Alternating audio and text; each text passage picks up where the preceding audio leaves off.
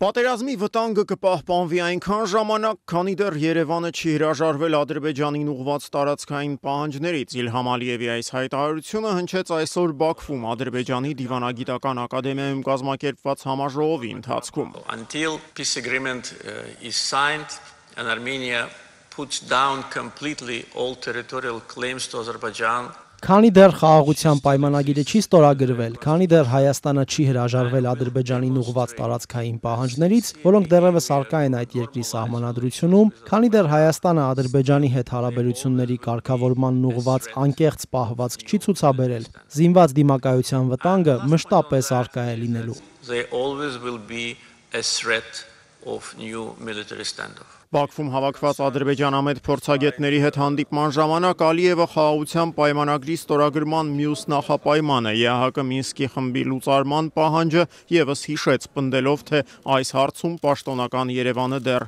համառում է։ But refusal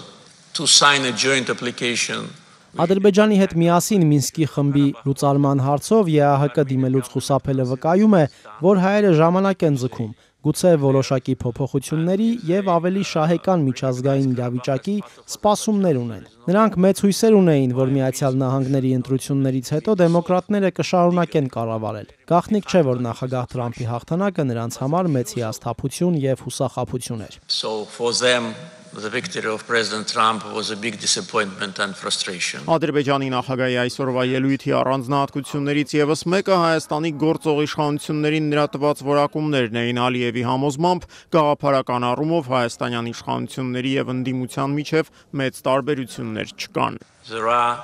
quite a strong revanchist groups in Armenia. Հայաստանում բավական ակտիվ ռևանշիստական խմբեր կան։ Դրանց ես կբաժանեի երկու խմբի՝ ակտիվ ռևանշիստներ, որոնք պատասխանատու են 30-ամյա օկուպացիայի համար, եւ պասիվ ռևանշիստներ։ Դա այսօրվա կառավարությունն է, որը փորձում է այսպես կոչված կառուցողական մոտեցումներ ցուցաբերել, սակայն ապրում է նույն ռևանշի ու վրեժխնդրության զգացմունքներով։ So-called constructive approach, but in fact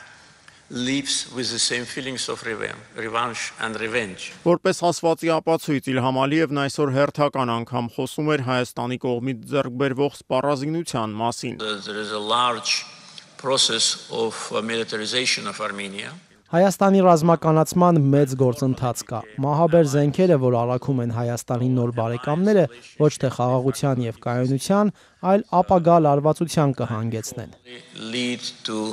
potential tensions in the future. Իլհամ Ալիևի այսօրվա ելույթից նաև պարզ դարձավ Բաքուն շարունակում է զգուշացնել հայկական կողմին արտաքին ուժերը մի օր գնալու են եւ հայերն ադրբեջանցիների հետ մնալու են դեմ առ դեմ։ Armenia signed the Capitulation Act. 2020 թվականին Հայաստանը կապիտուլյացիա ստորագրեց։ Բոլորս էլ գիտենք, թե ինչ է լինում այն երկրների հետ, որոնք կապիտուլյացիա են ստորագրում։ Հայաստանը սակայն փորձում էր իրեն այնպես պահել, կարծես ոչ 30-ամյա օկուպացիա էր եղել, ոչ էլ 44-օրյա պատերազմ։ Բացի այդ, նրանք շատ վատ խորհուրդներ էին ստանում իրենց այսպես կոչված բարեկամներից։ Դա ի դեպ այսօր էլ է շարունակվում։ Մենք նրանց բազմիցս զգուշացրել ենք, որ պետք չէ ապավինել նոր կամ հին բարեկամներին, որովհետև ի վերջո տեղում նրանք մեզ հետ են առերեսվելու։ Because here on the ground they will face us.